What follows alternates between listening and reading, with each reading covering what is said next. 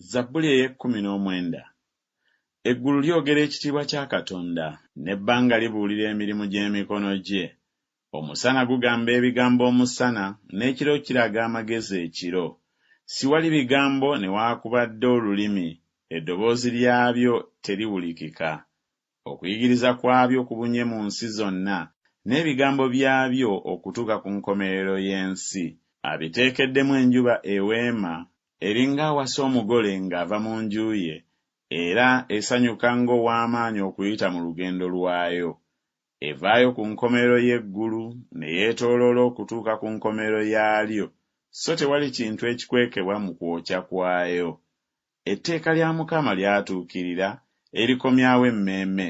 Okutegeeza kwa Mukama kunywevu, okuwa abasirusiru amagezi. Okuyigiriza kwa Mukama kwa butuukirivu, okusanyusa omutima. Ekiragiro kya Mukama kirongoofu, ekyakira amaaso. Entiisa ya Mukama nnungi, ya lubeerera emirembe gyonna. Emisango gya Mukama gya mazima, gya butuukirivu ddala.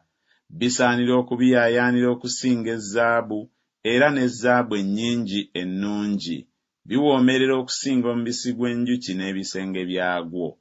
Era ebyo bye birabula omuddu wo, mu kubyekuuma mulimu empeera ennene.